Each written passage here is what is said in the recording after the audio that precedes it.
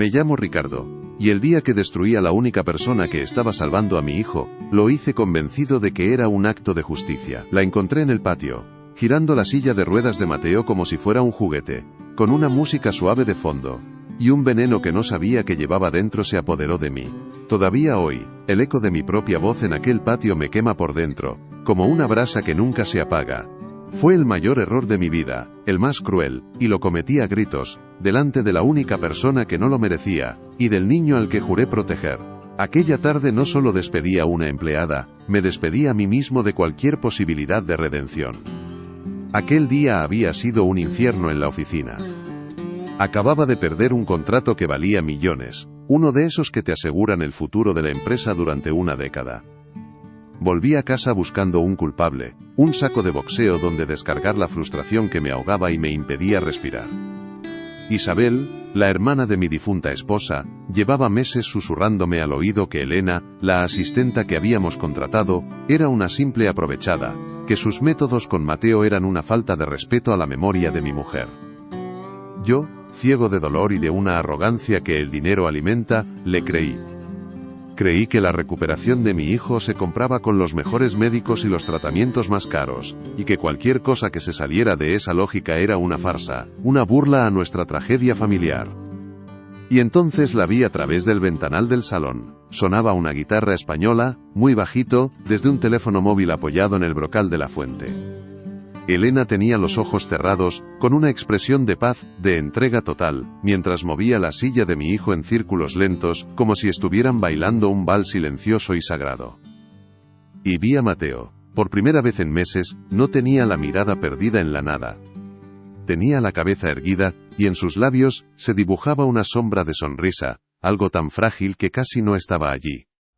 Pero mi rabia, mi fracaso, lo tradujo todo a su antojo. Vi a una mujer humilde burlándose de mi desgracia, vi a mi hijo, paralizado, siendo utilizado como parte de un espectáculo grotesco y cruel. La música me pareció un insulto, su baile una profanación de nuestro dolor. No pude contenerme, la rabia me subió por la garganta como un ácido, quemándolo todo. ¿Pero qué se cree que está haciendo?, grité. Mi voz retumbó contra los muros de piedra y silenció la música de golpe. El patio, que segundos antes era un refugio de paz, se convirtió en un tribunal donde yo era juez y verdugo. Elena abrió los ojos, asustada, y la serenidad de su rostro se hizo añicos. Me miró sin entender, con una confusión que me enfureció todavía más. ¿Se está riendo de la invalidez de mi hijo? Escupí las palabras, saboreando el daño que sabía que causarían. No le di tiempo a responder. Está despedida. Coja sus cosas y lárguese de mi casa ahora mismo. Lo dije con una frialdad que ni yo mismo me reconocía, la frialdad de un hombre que ha decidido tapiar su corazón para siempre. Ella no lloró, ni suplicó. Solo me sostuvo la mirada, y en sus ojos no vi malicia, ni miedo, sino una pena inmensa, una pena que, extrañamente, no parecía ser por ella sino por mí. Asintió lentamente, con una dignidad que mi dinero jamás podría comprar, y se dio la vuelta para entrar en la casa sin decir una palabra. Yo me quedé allí, en mitad del patio, con el corazón martilleándome en el pecho, sintiendo un triunfo amargo, venenoso. Creí que había protegido a mi hijo, que había puesto las cosas en su sitio, pero cuando me giré para mirar a Mateo, la frágil sonrisa había desaparecido por completo. Su rostro volvía a ser una máscara vacía, y sus ojos por un instante parecieron acusarme en un silencio que pesaba más que cualquier grito. En ese momento no lo supe, pero mi vida, tal y como la conocía, acababa de terminar. Antes de aquella tarde en el patio, antes del dinero y de la rabia, yo era otro hombre. Crecí en un barrio donde el futuro olía a taller mecánico y a guiso de lentejas los lunes. Mi padre era albañil, de los de antes, de los que se dejaban la espalda en el andamio y llegaban a casa con las manos como lijas. De él aprendí que el único patrimonio de un hombre honrado es su palabra y el sudor de su frente. No teníamos lujos ni de lejos, pero nunca nos faltó un plato en la mesa ni un beso de buenas noches.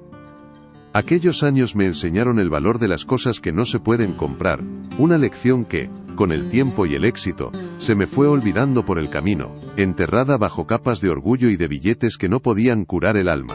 Conocí a Laura, mi mujer, en las fiestas del barrio. Ella era luz, una de esas personas que sonríen con los ojos y te hacen sentir que todo va a salir bien. Yo era un chaval flacucho y torpe, con más sueños que dinero en el bolsillo, que trabajaba de peón en la misma obra que mi padre.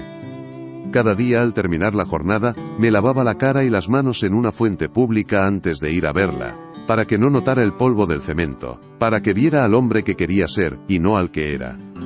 Ella siempre lo sabía. Me cogía las manos, ásperas y agrietadas, y me decía: «Estas manos van a construir un palacio para nosotros, Ricardo». Y yo, tonto de mí, me lo creía. Me lo creí tanto que me pasé la vida entera construyéndolo. Nos casamos sin un duro, en una ceremonia sencilla en la iglesia del barrio. La celebración fue en el patio de sus padres, con una tortilla de patatas gigante que hizo su madre y vino barato que sabía a gloria. Nuestra luna de miel fue un fin de semana en un pueblo de la sierra, en una pensión humilde. Aquella noche, mirando las estrellas desde un balcón desconchado, le prometí que un día la llevaría a París, que cenaríamos en lo alto de la Torre Eiffel. Ella se rió, y me dijo que no necesitaba París, que su sitio preferido en el mundo era cualquier lugar donde estuviéramos juntos.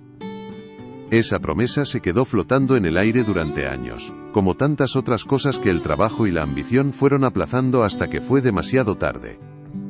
Los primeros años fueron una lucha constante. Monté mi propia empresa de reformas, una furgoneta destartalada y 2 herramientas de segunda mano. Yo era el jefe, el obrero, el contable y el comercial. Trabajaba de sol a sol, 7 días a la semana. Laura era mi ancla. Llegaba a casa agotado, oliendo a disolvente y a cansancio, y ella me esperaba con la cena caliente y una paciencia infinita. Nunca se quejó de las facturas que se acumulaban, ni de los zapatos rotos, ni de las vacaciones que nunca llegaban. Creía en mí con una fe ciega, una fe que a veces yo mismo no tenía. Era ella la que me empujaba a seguir adelante cuando estaba a punto de tirar la toalla, la que me recordaba por qué estábamos luchando. Cuando nació Mateo todo cambió. Sostener a aquel niño tan pequeño y frágil en mis brazos me dio un propósito que iba más allá de ganar dinero. Era por él. Todo era por él. Quería darle todo lo que yo no había tenido. Una buena educación, una casa grande con jardín, oportunidades. Recuerdo su primer cumpleaños. Apenas teníamos para llegar a fin de mes, pero Laura se pasó la noche anterior horneando una tarta casera, y yo le tallé un pequeño coche de madera con los restos de un listón. La cara de felicidad de Mateo, al ver aquel trozo de madera mal lijado, valía más que todos los juguetes caros que le compraría después. Esa tarde, en nuestro pequeño piso de alquiler, éramos la familia más rica del mundo. Poco a poco, la empresa empezó a crecer. Las pequeñas reformas se convirtieron en obras, y las obras en promociones de viviendas. El dinero empezó a entrar a raudales, más del que jamás habíamos soñado. Nos mudamos del piso de alquiler a un adosado, y de ahí a la mansión donde vivo ahora. Compré el coche de lujo, los trajes caros, los relojes que gritaban éxito. Pero cada ladrillo que ponía en mi imperio era un minuto que le robaba a mi familia. Las cenas en casa se convirtieron en reuniones de negocios, los fines de semana en viajes de trabajo. Me convencía a mí mismo de que lo hacía por ellos, para asegurar su futuro, pero la verdad es que me enganché al juego, a la adrenalina de cerrar un trato, de ver crecer mi nombre. Laura nunca me lo reprochó abiertamente, pero veía la tristeza en sus ojos. Intentaba compensar mis ausencias con regalos caros, con viajes exóticos que siempre acabábamos cancelando por una urgencia de última hora. «El dinero no puede comprar el tiempo, Ricardo», me dijo una vez con una calma que me heló la sangre. No le hice caso. Creía que estaba construyendo un castillo para protegerlos, sin darme cuenta de que estaba levantando un muro entre nosotros. Me perdí los festivales del colegio de Mateo, sus primeros partidos de fútbol, las tardes de parque. Él me enseñaba sus dibujos y yo apenas los miraba, con la cabeza puesta en los planos de un nuevo edificio. Recuerdo una tarde en particular. Mateo debía tener unos 6 años. Había una función en su colegio donde hacía de árbol, un árbol. Estuvo semanas ensayando su único papel: estarse quieto con unas ramas de cartón pegadas a un jersey marrón. Me juró y perjuró que sería el mejor árbol de la historia del teatro. Y yo se lo prometí. Le prometí que estaría en primera fila. Pero surgió una reunión ineludible, una de esas que no se pueden aplazar. Llamé a Laura para decirle que no llegaría. No me gritó. Solo escuché un silencio al otro lado del teléfono, y luego la vocecita de Mateo preguntando: ¿Papá no viene a verme hacer de árbol? Ese día vendí un trozo de mi alma por un contrato de 6 cifras. El éxito me había convertido en un extraño en mi propia casa. Llegaba tarde cuando ya todos dormían, y me iba antes de que se despertaran. Mi relación con Mateo se limitaba a un beso en la frente mientras dormía, y a la pregunta automática de ¿qué tal el cole? Los domingos. Él me adoraba, a pesar de todo. Para él, yo era un superhéroe que construía casas gigantes. No veía al hombre ausente, al padre que se estaba perdiendo su infancia a cámara rápida. Y yo me aprovechaba de esa inocencia, de ese amor incondicional, para calmar mi propia conciencia, para seguir diciéndome que el fin justificaba los medios, que algún día cuando tuviera suficiente pararía y recuperaría el tiempo perdido. Laura era la que lo sostenía todo. Era la madre, el padre, la amiga y la confidente. Ella era el verdadero pilar de esa familia, no yo. Organizaba las fiestas de cumpleaños a las que yo llegaba tarde, curaba las rodillas raspadas mientras yo negociaba por teléfono, le leía cuentos por la noche hasta que se quedaba dormido. Ella era el corazón de nuestro hogar, y yo, ciego de ambición, no me daba cuenta de que ese corazón latía cada vez con más esfuerzo, cansado de bombear amor para un fantasma. A veces la encontraba por la noche, mirando por la ventana del salón, con la mirada perdida, y en lugar de preguntarle qué le pasaba, le preguntaba si había pagado la factura de la luz. El día del accidente, yo estaba cerrando el negocio más importante de mi carrera. La compra de unos terrenos que me convertirían en uno de los constructores más poderosos del país. Laura llevaba a Mateo a una revisión médica rutinaria. La llamé por la mañana, eufórico. Lo he conseguido, cariño. Lo hemos conseguido. Esta noche lo celebramos. Te llevaré a ese sitio que tanto te gusta. Ella sonaba cansada pero feliz por mí. Ten cuidado en la carretera, Ricardo, me dijo. Te quiero. Fueron sus últimas palabras. Mientras yo firmaba papeles y brindaba con champán, la vida que había construido se hacía añicos en una curva de la M30. La llamada del hospital fue como un martillazo en el pecho. De repente los millones, los edificios, los contratos, todo se convirtió en humo, en una broma macabra y sin sentido. Corrí por los pasillos blancos y asépticos buscando una respuesta que no quería encontrar. Un médico con cara de circunstancias me dijo que Laura no había sobrevivido. Y que Mateo estaba grave. Sentí como el suelo desaparecía bajo mis pies. Todo por lo que había luchado, todo lo que había sacrificado, se había desvanecido en un instante. El palacio que le prometí a Laura se había convertido en una tumba y yo estaba solo, de pie, entre las ruinas de mi propia estupidez. Los meses que siguieron fueron una niebla de dolor, culpa y desesperación. Mateo sobrevivió, pero una parte de él se quedó en aquel coche junto a su madre. La lesión medular lo sentó en una silla de ruedas, pero la herida más profunda no se veía. Dejó de hablar. De un día para otro el niño alegre y parlanchín se encerró en un silencio impenetrable. Un silencio que era un grito constante que yo no sabía cómo escuchar. Los médicos lo llamaban mutismo selectivo postraumático. Yo lo llamaba mi castigo, mi condena. Ver sus ojos vacíos, perdidos en un lugar al que yo no podía llegar, era un recordatorio diario y cruel de mi fracaso como padre y como marido. Fue entonces cuando empecé a cometer un error tras otro. En lugar de sentarme a su lado, de abrazarle, de llorar con él, decidí arreglarlo como si fuera uno de mis edificios. Contraté a los mejores especialistas, los psicólogos más caros, los fisioterapeutas más prestigiosos. Llené la casa de extraños que le hacían pruebas, que le hablaban con una profesionalidad fría, que lo trataban como un caso clínico, no como a un niño con el corazón roto. Creí que mi dinero podía comprar su recuperación, que podía pagar para que alguien hiciera el trabajo que yo era incapaz de hacer, conectar con mi propio hijo. Me escondí detrás de los talones y las transferencias bancarias. Mi hermana Isabel, la hermana de Laura, se instaló en casa con la excusa de ayudar.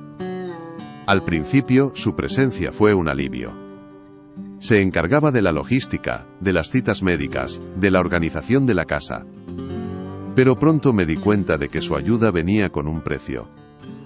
Empezó a opinar sobre todo, a criticar sutilmente a cada persona que contrataba, a sembrar la duda en mi cabeza. Se convirtió en una voz constante que me recordaba mi incompetencia, mi culpa. Y yo, hundido en mi propio pozo, me dejé llevar. Le entregué el timón de mi vida y de la de mi hijo, porque era más fácil que enfrentarme a mi propio dolor y a la mirada acusadora de Mateo. Así fue como llegó Elena a nuestras vidas. La contratamos como asistenta interna, una más en la larga lista de empleadas que no duraban más de un mes bajo la supervisión de Isabel. Parecía diferente, más callada, con una mirada serena que contrastaba con el caos que reinaba en aquella casa. Isabel la despreció desde el primer día. Es una mujer de pueblo, Ricardo. No tiene clase, no sabe cómo tratar a un niño como Mateo. Y yo, una vez más, escuché la voz equivocada. Vi a Elena como una simple empleada, una pieza más en el engranaje que había montado para evitar mis responsabilidades. No vi a la persona, no vi el corazón que se escondía detrás de su uniforme. No vi a la única persona que, sin títulos ni terapias caras, iba a encontrar la llave para abrir la cárcel de silencio de mi hijo. La puerta se cerró tras ella con un sonido seco, definitivo. No hubo un portazo, ni un llanto, solo el clic de la cerradura que sellaba mi decisión. Me quedé en el patio, solo, con el eco de mis propias palabras todavía flotando en el aire, venenosas. Por un instante, sentí una oleada de poder. La satisfacción del hombre que pone orden en su casa, que protege lo suyo. Pero fue una sensación fugaz, como un trago de agua salada que te calma la sed un segundo antes de dejarte más seco que antes. Isabel salió al patio y me puso una mano en el hombro, con una sonrisa de triunfo que no intentó disimular. Has hecho lo correcto, Ricardo. Ya era hora de que alguien pusiera a esa mujer en su sitio. Asentí, pero no pude mirarla a los ojos. Me giré hacia Mateo. Su silla de ruedas estaba quieta junto a la fuente, y él seguía mirando el punto exacto donde Elena había desaparecido. Su rostro no mostraba nada, ni tristeza ni enfado, solo un vacío absoluto que me heló la sangre. Aquel silencio era una acusación mucho más ruidosa que cualquier grito. Los días que siguieron a su marcha fueron extraños, como vivir en una casa que no es la tuya. Isabel se movía con una energía renovada, contratando a una nueva asistenta, una mujer mayor con un uniforme impecable y cara de pocos amigos que se dirigía a Mateo como el joven señorito. Se restableció la rutina clínica y estricta que tanto le gustaba a mi cuñada, horarios fijos para la fisioterapia, para las comidas, para el silencio. La casa volvió a oler a desinfectante y a cera para muebles, un olor limpio y estéril que parecía haber borrado cualquier rastro de vida, cualquier recuerdo de la música de guitarra o del aroma a bizcocho recién hecho que a veces salía de la cocina cuando Elena estaba allí. Intenté convencerme de que esto era lo mejor, que la disciplina y el orden eran el camino para la recuperación de Mateo. Pero en el fondo de mi alma, una voz me susurraba que estaba intentando apagar un incendio con gasolina, y que pronto todo ardería a mi alrededor. La rebelión de Mateo no fue con gritos ni con rabietas. Su guerra fue silenciosa, pasiva, pero infinitamente más cruel. Se negaba a abrir la boca cuando la nueva asistenta intentaba darle de comer, apretando los labios con una fuerza que me dejaba asombrado. Si lograban meterle una cucharada en la boca, la mantenía allí, sin tragar, hasta que se la tenían que sacar. Dejó de colaborar en las sesiones de fisioterapia, dejando su cuerpo completamente inerte, como un muñeco de trapo, obligando al terapeuta a mover sus miembros sin ninguna ayuda por su parte. Cada día era una batalla perdida, una humillación constante para mí. Lo veía todo desde el despacho, a través de las cámaras de seguridad que había instalado por toda la casa. Veía a mi hijo, mi propio hijo, luchando contra mí con la única arma que le quedaba. Su propio cuerpo, su propio silencio. Y yo no sabía cómo luchar contra eso. Cada plato de comida que volvía intacto a la cocina era una bofetada en mi cara. Intenté comprar su perdón, que es lo único que un hombre como yo sabe hacer cuando todo lo demás falla. Le llené la habitación de juguetes carísimos, de los que anuncian en la televisión. Un circuito de coches eléctricos que ocupaba la mitad del suelo, una videoconsola de última generación con una pantalla gigante, un dron que podía volar por todo el jardín. Gasté una fortuna en cosas que yo creía que le harían feliz, pero él ni siquiera las miraba. Los juguetes se acumulaban en los rincones, acumulando polvo, como monumentos a mi estupidez. Un día, desesperado, me senté a su lado en el suelo y monté el circuito de coches. Hice correr los pequeños bólidos, imitando el sonido del motor con la boca, como hacía mi padre conmigo. «Mira, Mateo, a que es divertido», le decía, con una alegría forzada que sonaba patética hasta para mí. Él ni siquiera giró la cabeza. Siguió mirando por la ventana, como si yo no estuviera allí, como si fuera invisible. La sensación de ser un fantasma en mi propia casa se fue haciendo cada vez más densa. Pasaba horas sentado a su lado, en silencio, esperando una reacción, una mirada, un gesto, cualquier cosa que me indicara que todavía había alguien dentro de aquel niño. Pero no había nada. Era como sentarse junto a una estatua. Le hablaba del trabajo, del tiempo, de recuerdos de su madre, intentando encontrar una grieta en su armadura. ¿Te acuerdas, campeón, cuando mamá nos llevó a la playa y construimos aquel castillo de arena tan grande?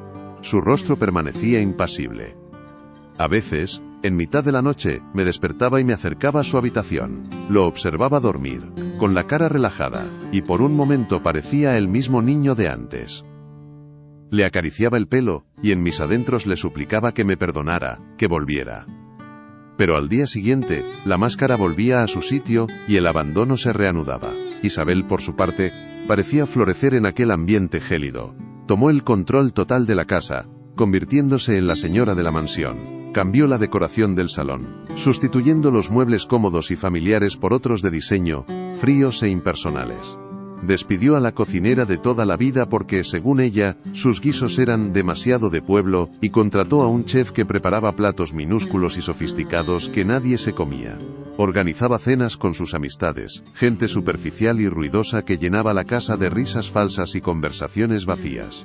Yo asistía a aquellas cenas como un autómata, sonriendo y asintiendo en los momentos adecuados, mientras sentía que mi hogar se había convertido en un escenario, en un escaparate para la nueva vida de Isabel. Y en el piso de arriba mi hijo se consumía en su silencio, ajeno a todo el circo que se había montado en la planta baja. Ella seguía susurrándome al oído, envenenando mis recuerdos de Elena. Era una lista, Ricardo, te lo dije. Se estaba ganando al niño para manipularte a ti, decía mientras me servía una copa de vino caro. Los niños son impresionables, se encariñan con cualquiera que les dé un caramelo. Lo que Mateo necesita es una estructura, no los caprichos de una criada. Y yo, cobarde, la dejaba hablar. Una parte de mí necesitaba creer en sus palabras para poder justificar la crueldad de mis actos, para poder dormir por las noches. Pero otra parte, una parte cada vez más grande, empezaba a ver la verdad. Empezaba a ver la envidia en sus ojos, el desprecio con el que hablaba de cualquiera que considerara inferior. Empezaba a darme cuenta de que no había despedido a Elena para proteger a mi hijo, sino para satisfacer el ego y la ambición de mi cuñada. Un día, mientras buscaba unos documentos en el despacho, encontré algo que no esperaba. En un cajón, debajo de un montón de facturas, había un cuaderno de dibujo de Mateo. Lo abrí. Las primeras páginas estaban llenas de garabatos, de los dibujos que hacía antes del accidente, coches, casas, soles sonrientes. Pero al pasar las hojas, encontré algo diferente. Eran dibujos más recientes, hechos con un trazo tembloroso, inseguro. En uno de ellos, se veía una figura en una silla de ruedas, y, a su lado, otra figura de pie, con el pelo largo y oscuro, y una falda de volantes.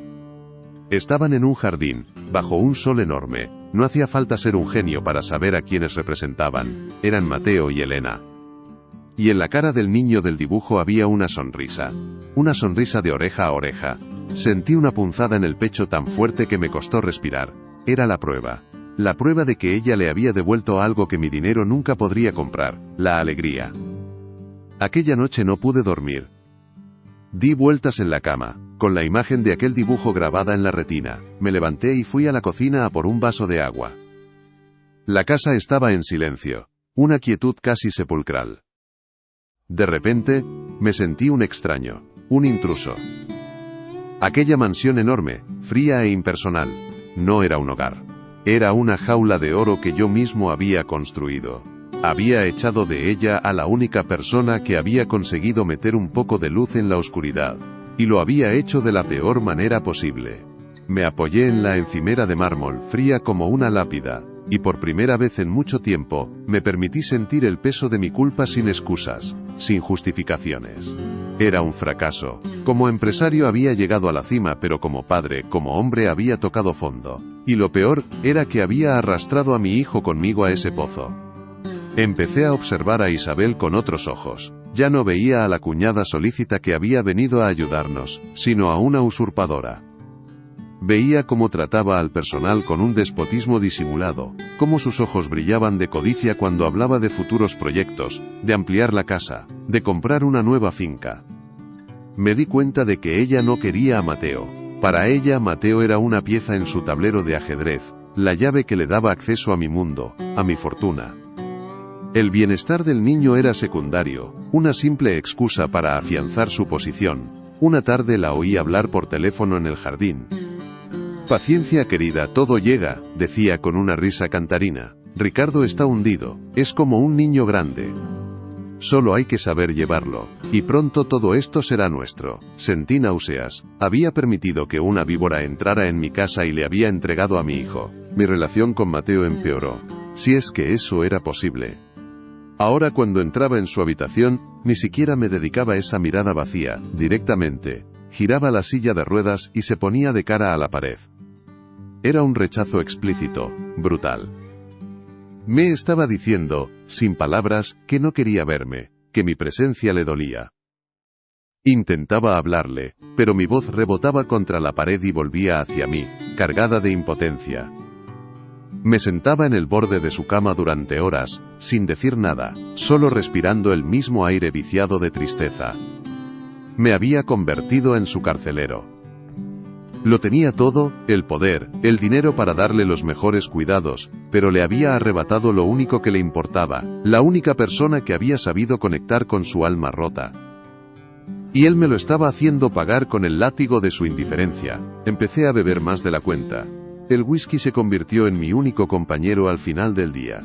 Me encerraba en el despacho con una botella y los recuerdos. Recordaba a Laura, su risa, la forma en que me cogía la mano. Recordaba a Mateo de pequeño, corriendo por el parque, gritando, «Mira papá, sin manos».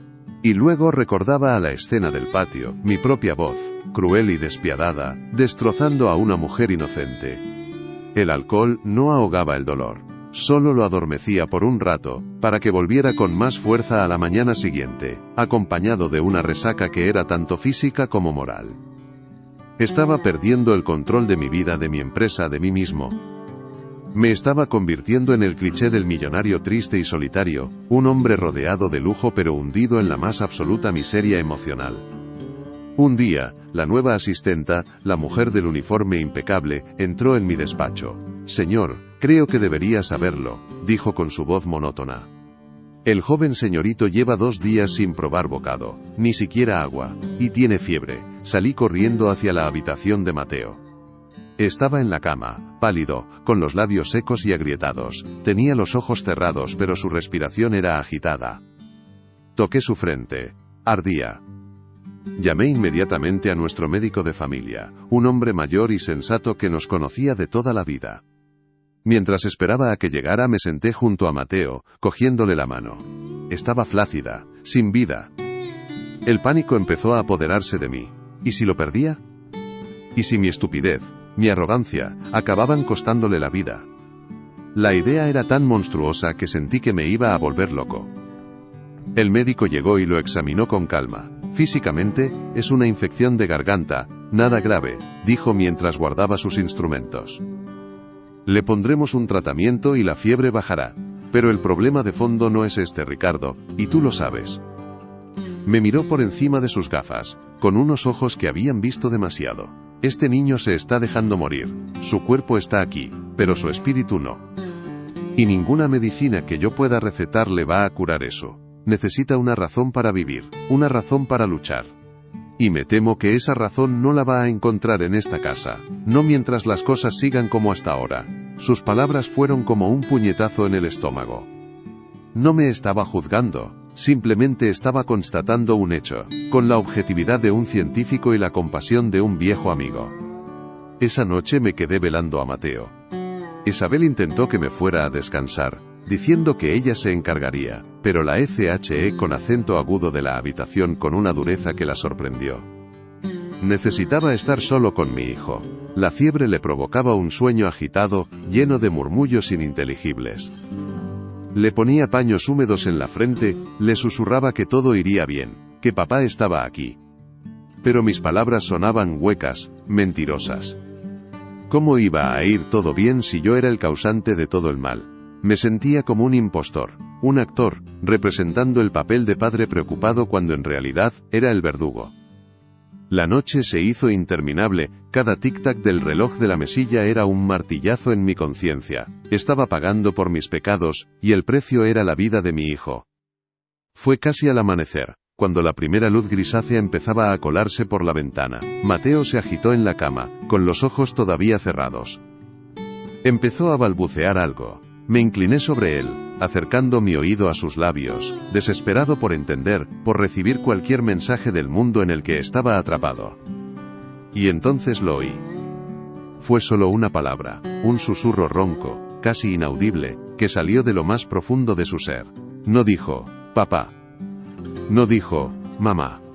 Dijo, Elena. Lo repitió 2 veces, como una súplica, como si su vida dependiera de ello. Elena, Elena. En ese instante, todo mi mundo se vino abajo. El orgullo, la rabia, las excusas, todo se hizo añicos. Mi hijo, en su delirio, en el momento de mayor vulnerabilidad, no llamaba al padre que lo tenía todo, sino a la mujer, a la que yo le había arrebatado. Me quedé paralizado, con su nombre resonando en mis oídos. El abandono era ahora total y absoluto. Pero el abandonado no era él, era yo. Él había encontrado un ancla en medio de su tormenta, y yo se la había arrancado de las manos. Y ahora él me lo dejaba claro. Sin ella, prefería dejarse llevar por la corriente. Me levanté y caminé hacia la ventana. Vi salir el sol sobre mi jardín perfectamente cuidado, sobre mi piscina de agua cristalina, sobre mi imperio de ladrillo y cemento. Y nunca me había sentido tan pobre, tan desdichado. La verdad me golpeó con la fuerza de un tren de mercancías. No había sido un acto de justicia. Había sido un acto de cobardía, de ceguera. Y si quería recuperar a mi hijo, si quería tener una mínima oportunidad de redimirme, solo había una cosa que podía hacer. Tenía que encontrarla. Tenía que humillarme y suplicarle que volviera. El médico tenía razón. La fiebre de la infección se podía curar con antibióticos, pero la fiebre del alma, la que estaba consumiendo a mi hijo, solo tenía una cura. Y esa cura tenía nombre y apellidos. Me di cuenta de que había estado intentando arreglar un corazón roto con un manual de instrucciones para montar un mueble. Había aplicado la lógica empresarial a un problema de amor, de humanidad. Y el resultado era ese, un niño que prefería la enfermedad a la vida que yo le ofrecía. El susurro de Mateo no había sido una simple palabra febril, había sido un diagnóstico y una receta. Me estaba mostrando el camino, el único camino posible para salir del infierno en el que yo mismo nos había metido a los dos. La pregunta ya no era si mi orgullo me permitiría buscarla. La pregunta era si ella, después de lo que le había hecho, estaría dispuesta a perdonarme. No esperé a que la fiebre de Mateo bajara por completo. Aquella palabra, su nombre susurrado en la oscuridad, había sido una orden, la última voluntad de un condenado, y yo no era quien para desobedecerla. Bajé al despacho antes de que el resto de la casa se despertara, abrí el ordenador, y busqué en los archivos de personal. Allí estaba su ficha, con una dirección en un barrio del sur de Madrid, un lugar que en mis mapas mentales solo existía como una mancha gris por la que pasaba a toda velocidad por la autopista de circunvalación. No llamé a nadie, no delegué, cogí las llaves del coche y salí de la mansión en silencio, como un ladrón. Por primera vez en años, no iba a cerrar un trato, ni a inspeccionar una obra, iba a suplicar. Iba a arrastrarme si era necesario. Iba a intentar comprar con la única moneda que me quedaba, la humildad, lo que mi fortuna había estado a punto de destruir para siempre. Conducir por aquellas calles era como viajar a otro país, uno que había olvidado que existía. Los edificios de lujo y los escaparates de diseño dieron paso a bloques de ladrillo visto, con la ropa tendida en los balcones y bares en las esquinas que olían a café y a fritanga. Aparqué mi coche, un monstruo alemán negro y brillante, y sentí las miradas de la gente clavándose en él, y en mí. Me sentí fuera de lugar, un impostor con un traje caro en un mundo de verdad, de trabajo, y de facturas que no se pagan solas. Su dirección me llevó a un edificio de 5 plantas sin ascensor, con las paredes del portal desconchadas. Subí las escaleras a pie, y el esfuerzo me dejó sin aliento, una fatiga que no era solo física. Me paré frente a su puerta, con el corazón en un puño y dudé. ¿Qué derecho tenía yo a presentarme allí, a irrumpir en su vida de nuevo, después de haberla destrozado con mi rabia y mi arrogancia? El recuerdo de la cara de Mateo, pálida y sudorosa, me dio el empujón que necesitaba. Llamé al timbre. La puerta se abrió y allí estaba ella. No llevaba uniforme, sino unos vaqueros y una camiseta sencilla. Su pelo estaba recogido en una coleta informal, y en su cara no había ni rastro de maquillaje. Parecía más joven, y al mismo tiempo, más cansada. Me miró, y en sus ojos no vi sorpresa, sino una especie de resignación triste, como si en el fondo, siempre hubiera sabido que este momento llegaría. No me invitó a pasar. Se quedó en el umbral, bloqueando la entrada con su cuerpo, creando una barrera invisible pero infranqueable. Detrás de ella, pude vislumbrar un salón pequeño y ordenado, con fotos familiares en una estantería y un olor a guiso casero que me transportó de golpe a mi propia infancia. Un mundo de calidez y de normalidad que yo había perdido hacía mucho tiempo. El silencio se hizo denso, incómodo, cargado con todo lo que no nos habíamos dicho. Fui yo quien lo rompió, con una voz que no reconocí como la mía, ronca y torpe. Elena, yo. Las palabras se me atascaron en la garganta. ¿Cómo se pide perdón por algo así? ¿Cómo se repara un daño tan profundo? Mateo está enfermo, solté, como un niño que busca una excusa. No quiere comer. Tiene fiebre. Y anoche la llamó. Lo dije todo de un tirón, sin mirarla a los ojos, con la vista fija en una grieta del suelo. Sentí toda la miseria de mi situación. El gran Ricardo, el hombre que movía millones con una llamada, reducido a un mendigo en la puerta de su antigua empleada, suplicando una limosna de compasión. Esperaba un reproche, un portazo en la cara, cualquier cosa. Pero ella solo suspiró, un suspiro largo y profundo que parecía venir del fondo del alma.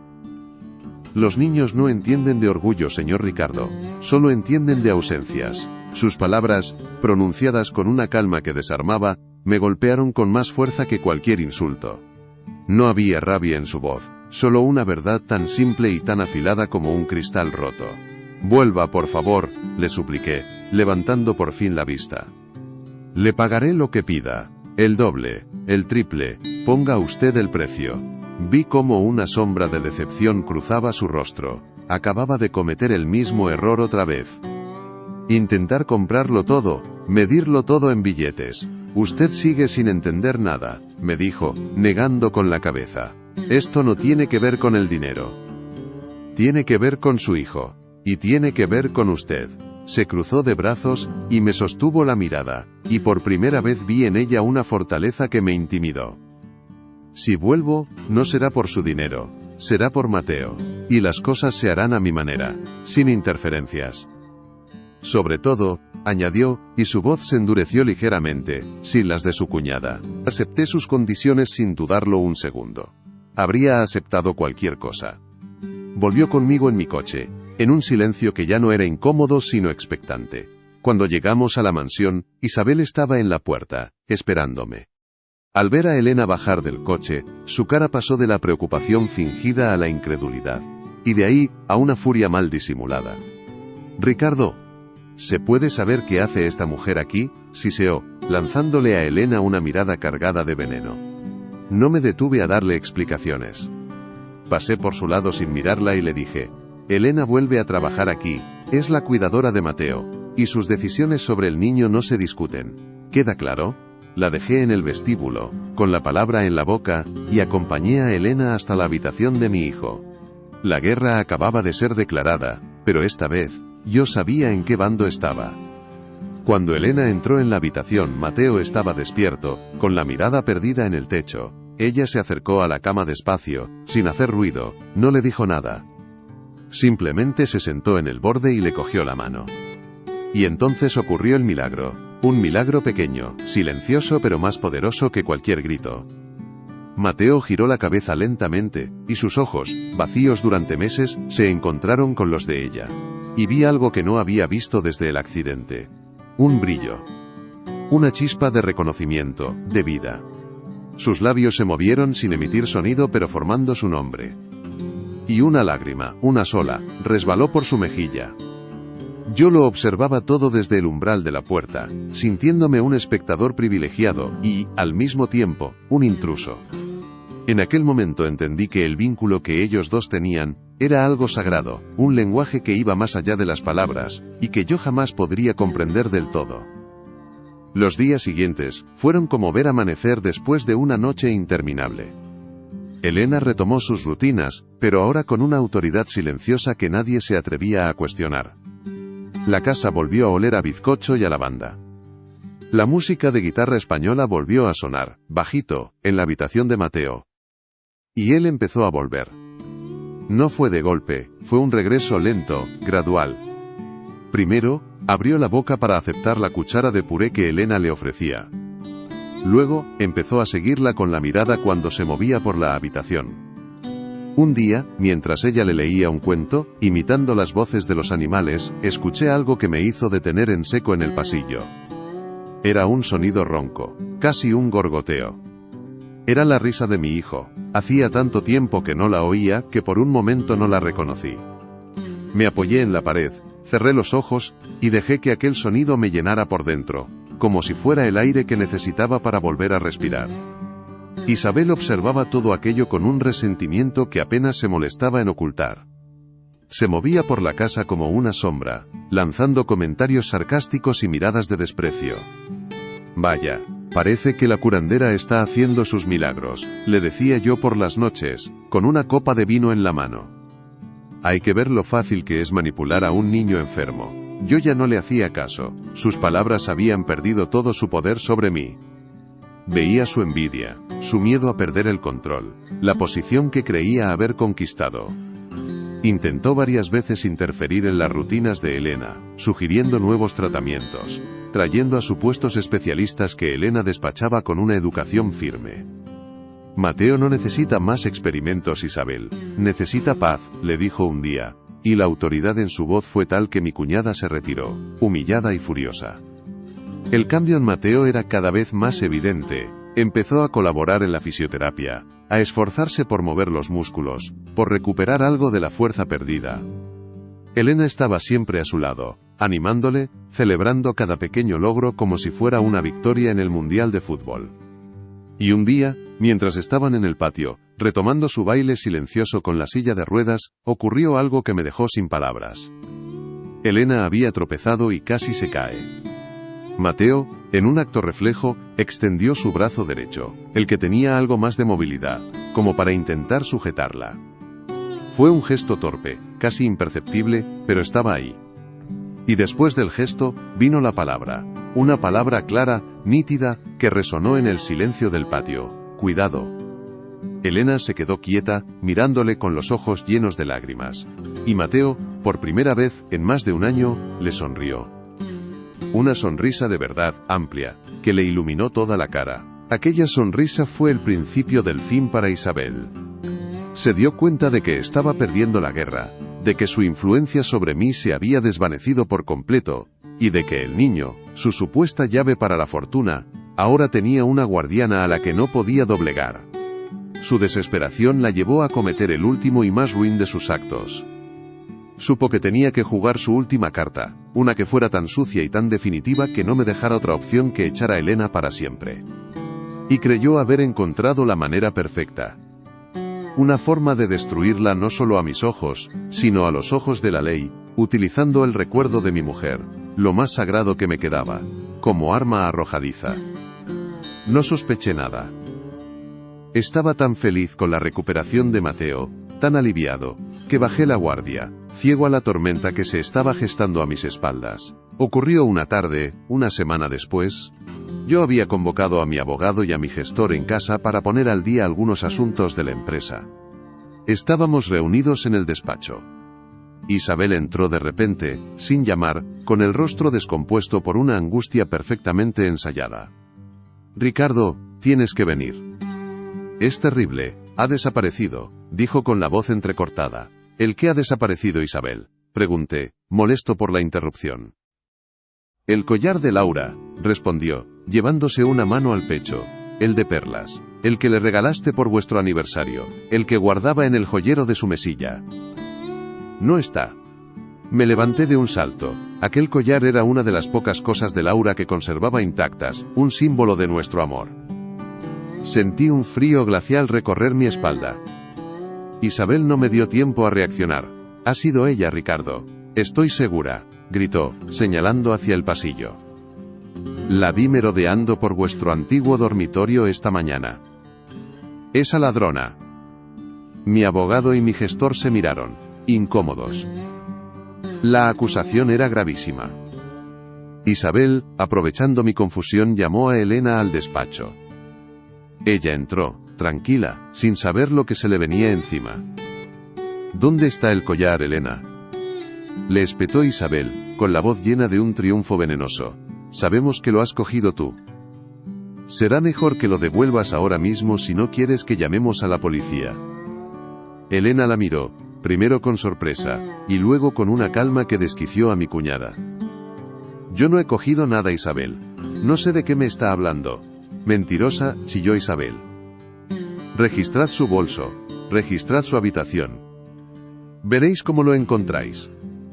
Mi primer impulso, lo reconozco, fue dudar. La acusación era monstruosa, pero Isabel parecía tan convencida, y el valor sentimental del collar era tan grande para mí, que por un instante una semilla de sospecha arraigó en mi mente. Pero entonces miré a Elena. Vi su dignidad, la limpieza de su mirada. Y recordé sus palabras en la puerta de su casa. «Usted sigue sin entender nada». Y lo entendí. Entendí que aquello era una trampa, una puesta en escena miserable. Pero no tenía pruebas. Estaba atrapado entre la palabra de mi cuñada y la de ella. Y entonces, la puerta del despacho se abrió un poco más. Mateo había entrado, en su silla de ruedas, empujándola él mismo con dificultad. Nadie se había dado cuenta de su presencia. Estaba en un rincón, observándolo todo con sus ojos grandes y serios. Isabel, al verlo, intentó usarlo a su favor. «Pobre niño. Tener que aguantar que una ladrona le cuide», exclamó, con lágrimas de cocodrilo. Pero Mateo no la miraba a ella. Me miraba a mí. Y entonces, levantó su brazo derecho, el que había recuperado algo de movilidad, y señaló. No señaló a Elena. Señaló directamente a Isabel. Y con una voz más fuerte y clara de lo que nunca le había oído, dijo una sola palabra: «mala». La palabra quedó flotando en el aire del despacho, cargada de una verdad incontestable. Mi abogado y mi gestor se quedaron de piedra. Isabel se puso pálida como el papel.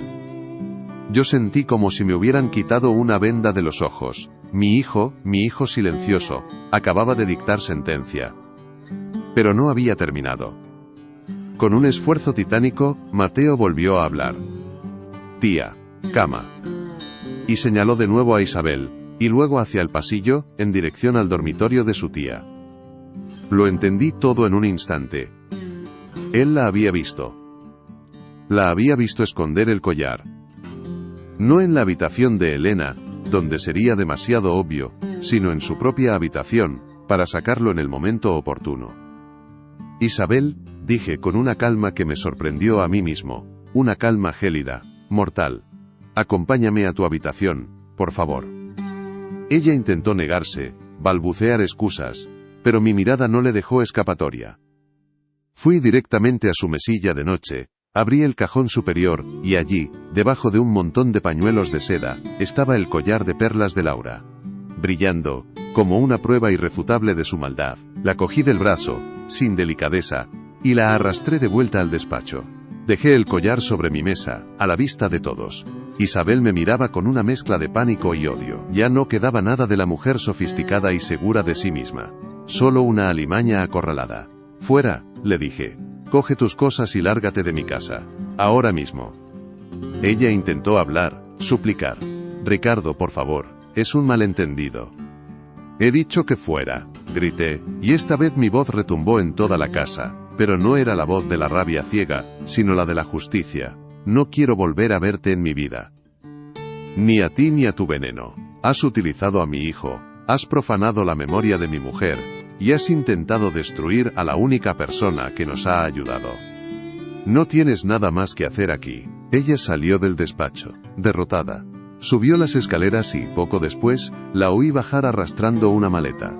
Ni siquiera me miró al pasar. Salió por la puerta principal y la cerró de un portazo. Y entonces, se hizo el silencio. Un silencio nuevo, limpio, que no estaba lleno de dolor ni de tensión, sino de paz. Mis dos empleados me miraban sin saber qué decir. Les pedí que se marcharan, que ya hablaríamos otro día. Me quedé solo en el despacho con Elena y con Mateo. Me acerqué a mi hijo, me arrodillé frente a su silla, a su altura, y le puse las manos en los hombros. Gracias, le susurré, con la voz rota por la emoción. Gracias, campeón, me has salvado. Él me miró, y por primera vez, no vi en sus ojos un reproche, sino un destello de orgullo. Había protegido a su familia. Luego me levanté y me giré hacia Elena. Ella seguía en el mismo sitio, con una expresión serena, como si todo aquello no hubiera ido con ella. Sostenía la mirada con una dignidad que me hacía sentir pequeño. No sabía qué decirle. Perdón, era una palabra que se quedaba ridículamente corta. Me acerqué a ella, cogí el collar de perlas de la mesa y se lo ofrecí. Laura, a ella le habría gustado que lo tuvieras tú, dije, con torpeza.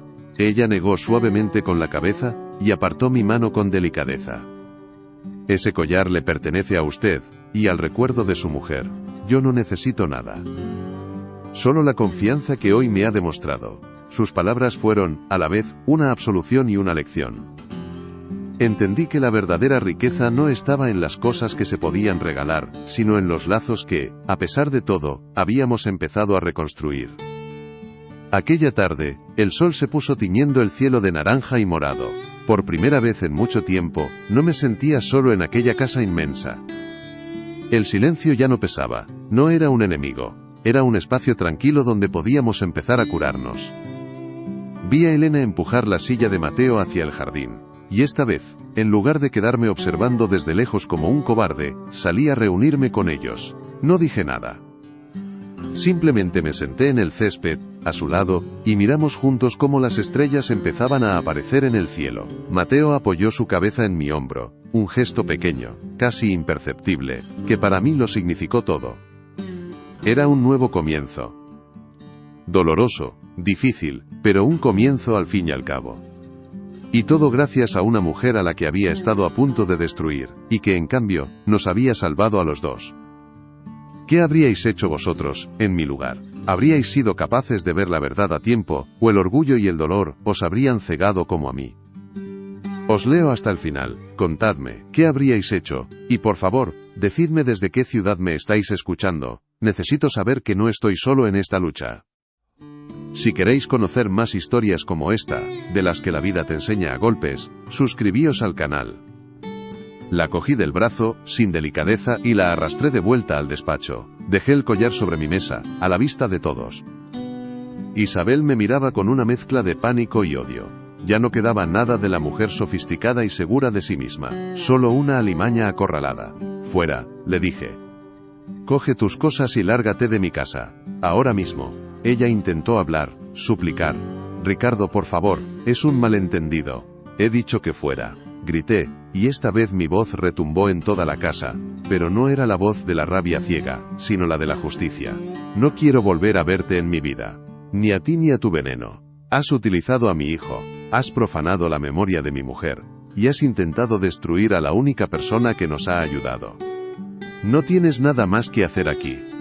Ella salió del despacho, derrotada. Subió las escaleras y, poco después la oí bajar arrastrando una maleta. Ni siquiera me miró al pasar. Salió por la puerta principal y la cerró de un portazo. Y entonces, se hizo el silencio. Un silencio nuevo, limpio, que no estaba lleno de dolor ni de tensión, sino de paz. Mis 2 empleados me miraban sin saber qué decir. Les pedí que se marcharan, que ya hablaríamos otro día. Me quedé solo en el despacho con Elena y con Mateo. Me acerqué a mi hijo, me arrodillé frente a su silla, a su altura, y le puse las manos en los hombros. Gracias, le susurré, con la voz rota por la emoción. Gracias, campeón, me has salvado. Él me miró, y por primera vez, no vi en sus ojos un reproche, sino un destello de orgullo. Había protegido a su familia. Luego me levanté y me giré hacia Elena. Ella seguía en el mismo sitio, con una expresión serena, como si todo aquello no hubiera ido con ella. Sostenía la mirada con una dignidad que me hacía sentir pequeño. No sabía qué decirle. Perdón. Era una palabra que se quedaba ridículamente corta. Todo el peso de mi arrogancia, de mi crueldad en aquel patio, cayó sobre mí como una losa. Avancé un paso hacia ella, y entonces hice algo que el Ricardo de antes, el magnate del ladrillo, jamás habría concebido. Doblé las rodillas, y me arrodillé en el suelo, delante de ella. No era un gesto teatral. Era la única postura posible para un hombre que se sentía tan miserable y tan agradecido al mismo tiempo. La miré desde abajo, y con la voz quebrada le dije: Elena, perdóname. No por esto. Por todo. Por mi ceguera, por mi orgullo, por no haberte visto. Ella se sobresaltó al verme en el suelo. Vi en sus ojos una compasión que me desarmó por completo. No había ni un ápice de triunfo en su mirada, ni de rencor. Se agachó un poco, puso sus manos sobre mis hombros y dijo con una voz suave pero firme: Levántese, Ricardo. Por favor, levántese. El suelo no es sitio para nadie. Su tacto era cálido, y su petición no era una orden, sino una súplica. Me ayudó a ponerme en pie, y al hacerlo, nuestros ojos quedaron a la misma altura. Lo único que importa ahora es él, dijo, mirando a Mateo, que nos observaba en silencio, como si entendiera la importancia de aquel momento. Empecemos de nuevo, los 3. Aquellas palabras, los 3, resonaron en el despacho como la primera piedra de un nuevo edificio, uno que esta vez no estaría hecho de hormigón y acero, sino de algo mucho más fuerte. A partir de ese día, la casa empezó a transformarse. Ya no era una mansión fría, sino un hogar. Despedí a todo el personal que había contratado Isabel, y volví a llamar a la antigua cocinera, a la que le gustaban los guisos de cuchara.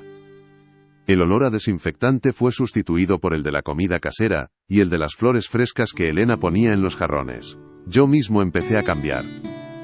Dejé de esconderme en el despacho, y empecé a pasar las tardes en el salón, en el suelo, ayudando a Mateo con sus ejercicios. Elena me enseñaba, con una paciencia infinita, cómo debía mover sus piernas, cómo animarle, cómo convertir la dura rehabilitación en un juego. Y yo aprendía, no solo fisioterapia, sino a ser el padre que mi hijo necesitaba, y que yo había olvidado cómo ser. La recuperación de Mateo fue asombrosa. Liberado de la tensión y del ambiente tóxico, su cuerpo y su alma parecieron despertar de un largo letargo. Empezó a hablar más, a contarme cosas del colegio de antes, a hacerme preguntas sobre su madre. Hablaba de ella sin la tristeza opaca de antes, sino con el cariño del recuerdo. Un día, estábamos en el jardín y me preguntó: «Papá, ¿tú quieres a Elena?». La pregunta me pilló por sorpresa, pero la respuesta salió sola, sin pensarlo: «Sí, hijo. La quiero mucho». Mateo sonrió y dijo: «Yo también. Mamá también la querría». Aquellas palabras de mi hijo, tan simples y tan profundas, me dieron el permiso que no sabía que estaba esperando. Me dieron el valor para aceptar que merecíamos ser felices de nuevo. Nuestra boda no tuvo nada que ver con el mundo que yo había habitado durante tantos años. No hubo cientos de invitados ni fotógrafos ni un banquete ostentoso. Lo celebramos en el jardín de casa, el mismo donde la había despedido, como una forma de cerrar el círculo y sanar la herida para siempre. Solo estábamos nosotros 3, el viejo médico de familia y la cocinera. Elena no llevaba un vestido de diseñador, sino un sencillo vestido blanco que resaltaba su belleza serena. Mateo, que ya podía mantenerse en pie con la ayuda de unos aparatos ortopédicos, fue el encargado de llevarnos los anillos. Cuando llegó a nuestro lado, con pasitos lentos pero firmes, sentí que la vida me estaba regalando una segunda oportunidad que no merecía, pero que iba a honrar cada día que me quedara. En lugar de unos votos rimbombantes, le dije lo que sentía desde lo más profundo de mi ser. La cogí de las manos, esas manos que habían cuidado de mi hijo, y la miré a los ojos. Yo construía edificios, Elena, fortalezas de cemento para esconder mi propio vacío. Y llegaste tú y me enseñaste que el único hogar verdadero es el que se construye con amor, con paciencia y con perdón. Me salvaste, nos salvaste. Las lágrimas corrían por sus mejillas pero sonreía, y en ese momento, bajo el sol de la tarde, sellamos nuestro pacto no con un contrato, sino con un beso que sabía a verdad, a redención y a futuro. Mateo aplaudió, y su risa, limpia y fuerte, fue la mejor música que podíamos haber deseado para nuestra unión. Ha pasado un año desde entonces.